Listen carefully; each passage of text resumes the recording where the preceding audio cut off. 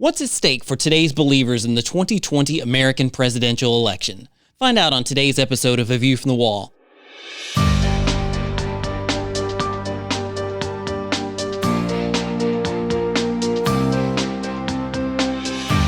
Join I Am a Watchman Ministries Managing Editor Joe Kerr with co-host Dylan Burrows, bringing you a fascinating discussion regarding the importance of Bible prophecy and Christian living today as it relates to our responsibility as believers to be watchmen.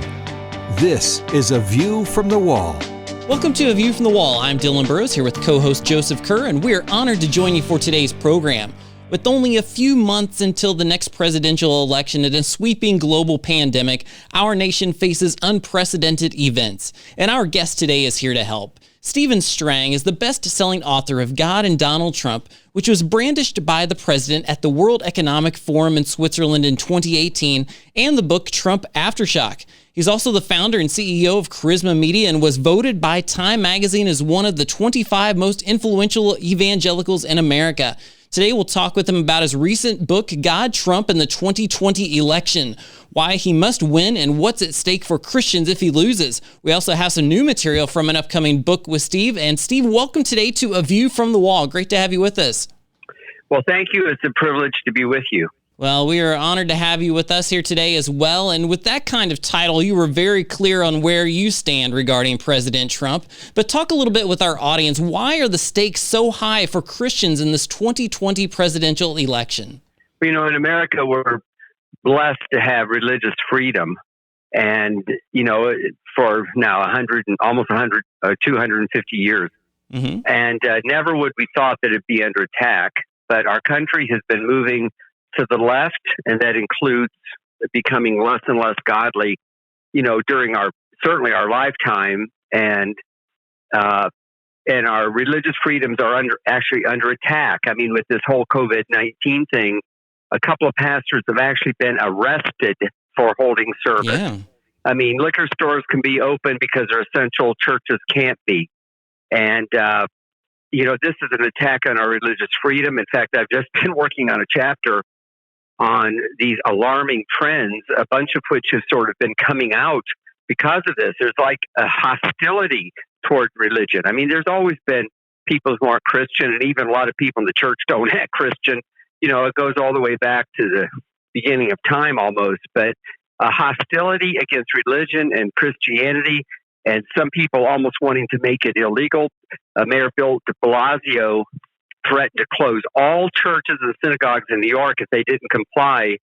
And I think he said, if I remember correctly, indefinitely, if they didn't comply with this, you know, shelter in place or quarantine order that he put out.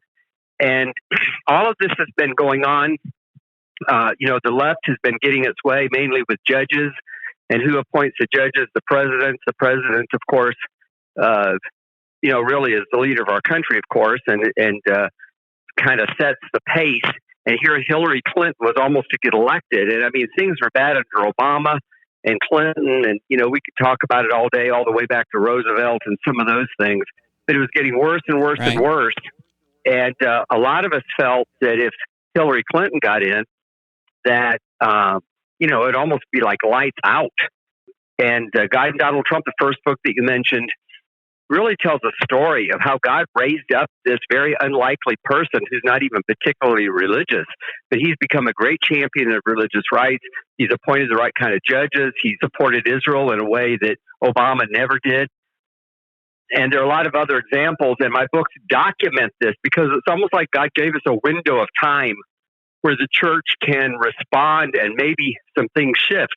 And some things have shifted, all kinds of executive orders, limiting abortion, putting prayer back in school, or at least allowing students to pray. I mean, who would have thought? We have a constitutional right to pray in school, and the president has to give an executive order because everybody's so nervous that we're going to do something wrong. How can it be wrong to pray? Steve, in 2016, evangelicals were really one of the core groups that helped get President Trump elected. Is there legitimate concern that they might abandon Trump in 2020? And if so, why would that happen? Well, it won't happen. if you read the media, you think it will. I mean, Christianity Today's former editor did an anti-Trump op-ed, and the media just went crazy because they suddenly had a conservative Christian who agreed with them. I think that was very, very disappointed, and I know the man, and he's a fine man. But his support is even more solid because we see how the other side is. This isn't just voting Democratic or Republican. I've been registered in both parties at different times. But this is really where one party has just embraced things that are very, very anti-biblical. And some of them we don't even debate, like the whole gay rights issue anymore. I mean, everyone's just kind of quiet about it. But at least the Republicans, and Donald Trump in particular, are support Christian causes. And so I think that the support will even be higher, as I document in my newest book, Guide Trump the 2020 Election. I even see his support going up in the Black community. Now, most of the Black Americans who support him keep their mouths shut because, they can stir up a whole lot of controversy. But it was kind of interesting last time, Black Americans mostly vote for Democrat. They do it just because that's the thing to do. But 3 million of them stayed home instead of voting for Hillary Clinton. And that probably gave Donald Trump the winning edge. And I think that might happen this time. And I think it's because, other than COVID-19 happening, the economy, things happening in the Black community have been very good under his administration. And I think that at least Christian people sort of understand that the Democrats have become so anti-Christ, and they need to sort of rethink, how they approach politics, and that it's not just, supporting the white Republicans or however somebody might articulate it. Right. Well, that's a good way to put it. And I know in your book you mentioned David Barton, who said that Christians get involved in political activities if their pastors are talking about what the Bible says about current moral and cultural issues. We only have about a minute until our break, but just if you would, speak a little bit about that topic and why it's important in this election cycle. Well, too many pastors are passive. And some of it is that they're not bad people. They're counselors, or they have a teaching gift. They're not really leaders. They feel intimidated. The other side can get pretty nasty. And a lot of Christians who are trying to be like the gentle Jesus just back off. But we can't. Things are bad, but they're going to get a whole lot worse if we don't stand up. And I think the pastors are beginning to do that. One of the reasons I wrote this book and the other books was try to wake up the church, really. Right. And it does start with pastors taking the lead. Well, there are some strong words there for pastors in your book, and we're excited to talk more about this. So stick with us here on A View from the Wall. We'll be right back.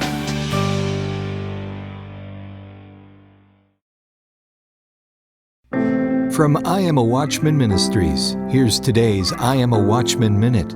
Amos was not a formally trained prophet. He was a simple shepherd and tender of sycamore trees. He was an ordinary man whom God called to do extraordinary things. Formal training has its place, but you don't need great training to do great things for God.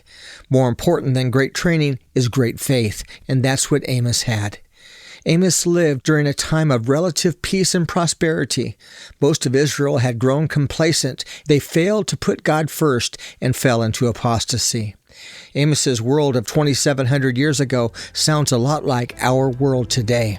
Watchmen, like Amos, we are called to tell a hardened world what God expects and what God is going to do. Will you embrace the calling to do extraordinary things for God? Be bold, be faithful, be a watchman. IamAWatchman.com.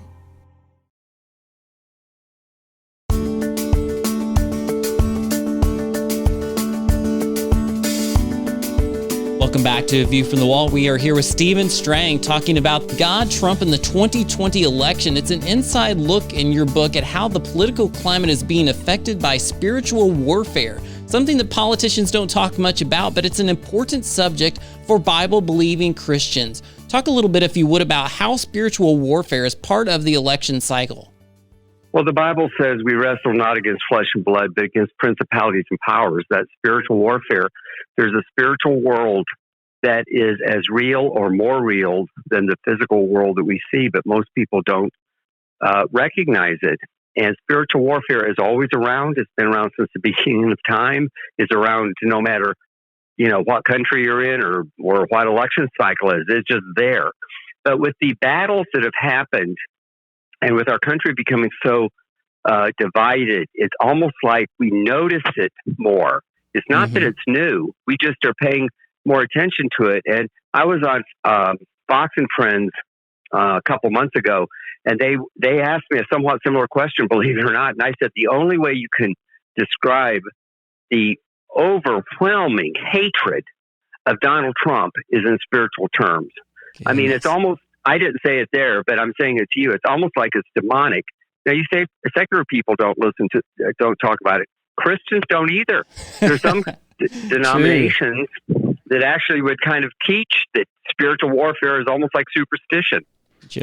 Well, wow. How do you even touch that? I mean, it is a book about the supernatural, and we understand that the spiritual world is every bit, and in many cases, more real than the world that you and I live in. That's the world where we plan to spend eternity. So it's interesting that Christians don't want to touch that. Well, I believe that the enemy wants to have people's eyes blinded. And, we're human beings. We're fallen human beings. And most of the time we don't, even Christians that believe in it don't pay much attention to it, until they have a member of their family that's just gone almost crazy and taking drugs and, violence and everything else. Then, even secular people will say that it's demonic when they get around to Hitler. Have you ever noticed that? I mean, Hitler was demonic. I mean, even people that don't even know the theology, but, it's just normal cases, adversity that happens or tension in families or discord between coworkers and all that. We don't see it. But listen, the enemy of our souls is always pulling us in the wrong direction. And there's demonic activity at a local level between people, but also there's something happening in the heavenlies that's bigger with cultures and nations and all that kind of stuff. And I try to describe what's going on in spiritual terms. I quote a lot of leaders. It's not just my own opinion, but I have been a Christian journalist nearly my entire adult life. I started out in secular journalism, and I'm a journalist, not a theologian, but I know how to ask questions, and I quote a lot of people. I pull sources and help people to understand. It's like, in fact, if you remember Frank Peretti's novel, This Present Darkness, in that novel, you could kind of see what's going on. It's like, your eyes are open. And in a somewhat different way, I'm trying to get the reader to say, that's what's happened. That kind of explains it. I can kind of see how that's happening. So that was my goal. I'm a publisher. People probably know me as a publisher. I publish magazines and books and the Bible and a whole lot of other stuff. But I had a passion for this. I was excited about it. I wrote the book because I felt that it needed to be said. Other people are saying it, I'm sure, but not quite the same way. And I just needed to make this impassioned plea, not only to support the president, but to just stand for what's good and what's right. And for right now, in this year, in this climate, in America, all we have is Donald Trump. There is nobody else. And the other side has Joe Biden, who I think is a very, very weak candidate. I hate to almost say it, but it's almost like he's got early dementia. And with this new sex scandal, who knows what's going to happen? But there are people speculating that they may actually abandon him and at the last minute nominate someone else. So this is going to be an interesting election. Well, it certainly is. And as it continues to shape up, we can predict some things that will happen in an election year, but who could have seen the COVID-19 crisis coming? How do you think the president has been handling the crisis so far from your research? Well, I think the president is a wonderful leader, and he's stepped right up. He put in the travel ban when it was very unpopular and when he was under enormous pressure with the impeachment hearings. He went ahead and did it. He has avoided seizing all the power like a dictator and is actually getting the governors to make a lot of the decisions. And I think this is so important. And you're right, it was so surprising. My book came out on January 14th, and we had barely even heard that there was a virus in China. And of course, when I wrote it, there was nothing. And it will affect the election in some ways, just because it kind of throws everything up into the air. And it's like, we didn't know this was going to happen, so it's going to like what's going to happen next. So I'm actually writing a sequel. It'll be available on Amazon on May 12th called God, Trump, and COVID-19. Oh, that's perfect. And it's mainly going to be an ebook. And I tell the reader that had this happened when I was writing the first book, I would have included a lot of this stuff. But of course, I didn't. So the two books really go together. And we haven't really started marketing, but, I did put it on Facebook to see if people like the cover. And I couldn't believe the overwhelming interest in this topic. So I'm very hopeful that people read it. I talk about what the president's done. I give him high marks as a leader. But also I have some kind of behind-the-scenes stuff from China, from some of the Christians in China about what was really going on, how it's affected the church there. And then I discuss the very, very alarming trends, anti-God trends, where some of the governors and mayors have actually come against Christians going to church on Easter. I think that's very alarming, and we're going to be dealing with that long after this pandemic is over. Well, that's certainly an ongoing concern, both Easter and beyond, as we figure out the best balance between religious liberties as well as the safety of our public. And as we come back, we're going to talk more about this, so stick with us here on A View from the Wall.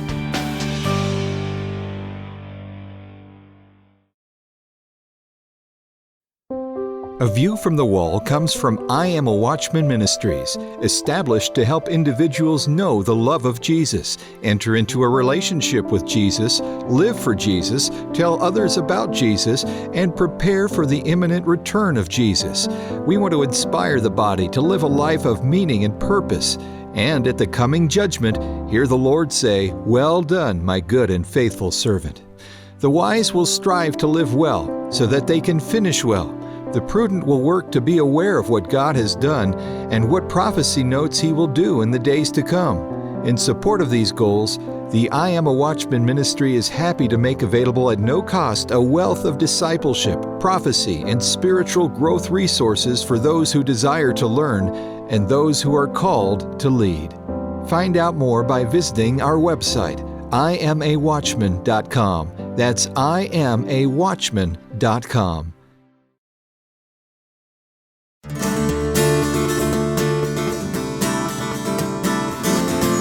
Welcome back to A View from the Wall. This is Dylan along with Joe, and we've been talking with Steve Strang about his book, God, Trump, and the 2020 election.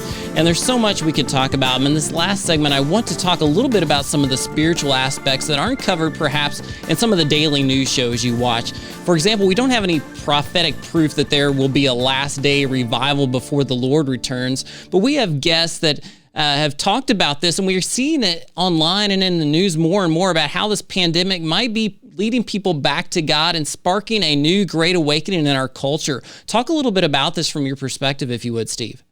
Well, I start this book, God, Trump, and COVID-19, by quoting a prophecy from 1986 by David Wilkerson.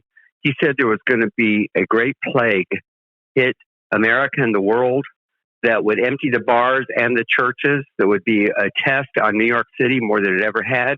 But he also said that it was going to make prayerless Christians start praying again and get serious with God. And it was going to spark a third great awakening. And he gave this in a private conversation with my friend Mike Evans. And I believe Mike is true. Some people have attacked it to say it was made up. I don't think so. I even verified it with one of his family members. But it's interesting to think about. And there are people saying that something will happen. And it's just like when the dark gets darker, the light gets lighter. And it's like things are so bad that something's got to happen. And, there have been other pandemics in history. The bubonic plague wiped out 1/3 of the population of Europe. And of course, they had no idea even what caused it, and they didn't have our modern medicine back there. This is nothing that bad. In some ways, it's disrupted life probably about as bad. Martin Luther lived through a pandemic during his day. In 1918, right at the end of World War I, there was the Spanish flu pandemic that went through and killed 500,000 Americans, 10 times the number who have died in this. And of course, the population was probably 1/3 the size it is now. So the church has gone through that before. And in 1918, the churches and the schools were closed. And it's just been, interesting that these things happen. And God always seems to have a plan. But, it's interesting that major things can happen in history. And there are some exceptions where the secular world would know, of course, about Luther, and they would know about the First Great Awakening, partly because there were so few Americans over here that when you write the history of those early people, the Great Awakening will be talked about. But other things happening, like the Pentecostal revival in the early 1900s, it's not talked about as being major. The 1960s were a terrible, terrible time with rioting at the National Democratic Conventions, 3 prominent leaders being assassinated just a few years apart. The 2 Kennedy brothers, Dr. Martin Luther King Jr. A horrible time. However, it was when the Jesus movement started and the charismatic movement in the Roman Catholic Church that enormously changed things, and millions of people were touched. Is it talked about outside Christian circles? Not at all. And I think in a somewhat similar way, this Third Great Awakening, you won't hear about it on MSNBC, and you probably won't hear about it even on Fox, which is becoming more and more liberal, unfortunately. But, that's because their eyes aren't open. Now, sometimes it'll kind of get out of control in the sense that people will look at it. I mean, Time Magazine did put the Jesus movement on the front page. I remember it. A year or 2 after they put on the front page, God is dead. Right. So, it would be noticed, of course. But you know what? This has nothing to do with, does the culture accept it? Do they approve of it? Do the elites that think they know everything, do they approve of it? This is Almighty God. He's sovereign. He moves. His people are wanting repentance. We believe that there will be a culmination of time. And there have been many generations, going all the way back to the Apostle Paul, that believed it was going to happen in their generation. My grandparents, who were Pentecostal preachers, they thought for sure that it was going to happen when Hitler and Mussolini and all those people were around. Of course, it didn't. And, maybe it won't be in our lifetime, but it certainly seems like things are pointing to something. And I try to bring this out as a big part of my book, God, Trump, and COVID-19, which people can get on my website, which is called SteveStrangBooks.com. Or they can get it, of course, from Amazon. It's really mainly an ebook. We will have some books in print. But as everybody knows, the supply chain has been totally messed up. However, I will say, if you don't mind me plugging, that Walmart and Sam's are both open, and they both have a whole lot of my God, Trump, and 2020 books. And I got the report that the sales are very strong. So I guess people going to buy toilet paper and paper towels and whatever else, and they walk by the bookshelf, and there it is, and they're buying it. So a lot of the stores, however, are closed, because of the pandemic. But you know what? This won't be with us forever. We'll get past it just like in 1918. But I think it will leave a lasting impression on our culture. This is almost like 9/11. Things will never totally be the same. We'll look at social distancing differently. It'll make people more apt to wash their hands and be careful being around sick people, whatever they have. I think that the response was too much. The only thing is that early they didn't know how many people would die. They were predicting 2 million people. Of course, I deal with this in the book as well. They said that 2 million people would die in America. Now it's somewhere between 50 and 60,000. It seems to change by the week, of course. And, it's not a whole lot worse than the common flu. And I had a friend my age die of the flu a year ago, and I was shocked. I said to my wife, nobody dies of the flu, but yet a lot of people do. We just don't talk about it. A lot of them are elderly. We all get the flu, but we're not afraid of it. And I think once they get a vaccine, once they get some cures, we'll kind of go back to normal. But it also shows that somebody could release a biologically altered virus as biological warfare and shut down the world. We've seen it with our own eyes. We have no proof of that with the Chinese. But why else do they have 1,500 different viruses in their lab and testing them? In fact, I write quite a bit about that lab in Wuhan. And there's a lot of stuff that people don't know about. I wrote the book in only 19 days. Almost no one's read it, of course. But one of the editors that worked on it with me said that, boy, there was all this stuff that she'd never heard before. She thought it was really interesting. And I hope that that's a foreshadowing of what the readers will read it as well. So the book will be available as an ebook. It'll be available on our own website as a PDF download for $5. as a PDF on our site, which is called GodTrump2020.com. It is the same site as for my other book, and that's where they could get a download. I really think it's worth a read. It's only about 100 pages. My other books are, 250 pages. But there was an urgency to get it out now, to help people see God's hand at work, help people see how this is going to affect the election, to let people know that if anything, they need to support Donald Trump more now than before, just because things are so uncertain. We almost don't know what is going to happen next, except as Christians, we know that God has a plan, and that he has everything under control, and that we could trust in him no matter what. Well, that's well said. And we've been talking with Stephen E. Strang, best-selling author of God and Donald Trump, and we've been talking today about God, Trump, and the 2020 election. For more, you can go to GodTrump2020.com, or you can find out more in the links below where you're checking out this podcast or radio program now. And of course, we'd like to encourage you to go to our website as well at IamAWatchman.com. IamAWatchman.com. You can get tons of resources on Bible prophecy, on spiritual growth, on Christian worldview. We'd love to help you any way we can. So reach out to us there. Thanks again for being with us here on A View from the Wall. We'll be with you next time. A View from the Wall, in association with I Am a Watchman Ministries, exists to equip a worldwide audience with biblical truth, sharing it with others, and being prepared for Christ's imminent return. The team seeks to encourage, inspire, and equip watchmen for such a time as this. For information about the ministry and upcoming events, visit IamAWatchman.com. A View from the Wall is made possible by the team of dedicated pastors, editors, and the many contributors of I Am a Watchman Ministries. To support our efforts, give online at IamAWatchman.com and click on the Donate button. Thanks for listening, and join us again next time on A View from the Wall.